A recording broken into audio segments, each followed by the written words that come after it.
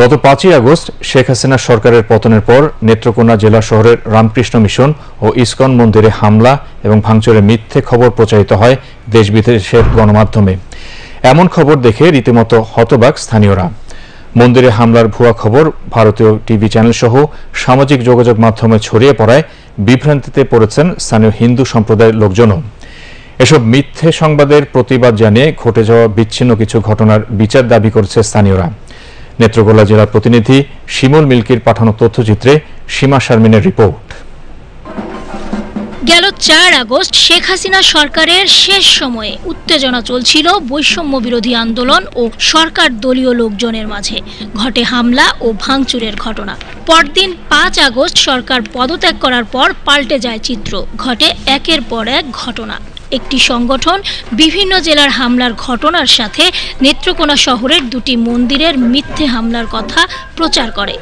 শহর শান্ত পরিবেশ আছে, ব্যবসায়ীরা করতেছে, সনাতন ধর্মাবলম্বীরা তাদের পূজা পার্বণ সঠিকভাবে করতেছে। মসজিদের সাথে ভালো সম্পর্ক, যারা নামাজ পড়তে যায় আমি এখানে জিজ্ঞাসা করি কেমন আছেন, আর আমার জিজ্ঞাসা করি দাদা কেমন আছেন, আমাদের ঘি কিনে নিয়ে যায়। দেশ বিদেশের কিছু মিডিয়ায় এ ধরনের খবর প্রচারের পর বিষয়টি জানতে চাওয়ায় বিভ্রান্তিতে পড়েছেন হিন্দু ধর্মের লোকজনও। এ ধরনের মিথ্যে তথ্য যারা দেশ বিদেশে ছড়াচ্ছে তাদের বিরুদ্ধে আইনানুগ ব্যবস্থা নেবার দাবি করেন তারা। রামকৃষ্ণ মিশনে কোনো ধরনের গন্ডগোল হয়নি। রামকৃষ্ণ মিশনের সাথে একটা ছাত্রলীগের একটা চেম্বার ছিল, ওই চেম্বারটা ভাঙছে, এইটুকুই আমরা দেখছি। এর চেয়ে বেশি আর আমরা জানি না। আমাদের মিশনে কোনো গন্ডগোল হয় নাই। এখন আমাদের আনসার আছে, আমরা সবসময় থাকি, আমরা মন্দিরে কাজ করতেছি।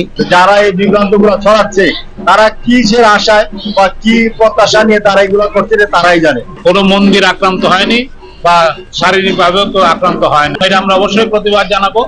যারা মিডিয়াতে বিভিন্ন দেশে প্রচার করেছেন নেত্রকোনা জেলাকে প্রতিপন্ন করার জন্য। বিএনপি সহ স্থানীয় লোকজন মন্দির পাহারায় নিয়োজিত থেকে বিশৃঙ্খলা এড়ালেও এ ধরনের বিভ্রান্তিতে বিড়ম্বনায় রাজনৈতিক দলের নেতাকর্মীরা। সংখ্যালঘু সহ বিভিন্ন ধর্মের উপাসনালয়ে পাহারা নিশ্চিতে কাজ করছেন স্থানীয় নেতৃবৃন্দ।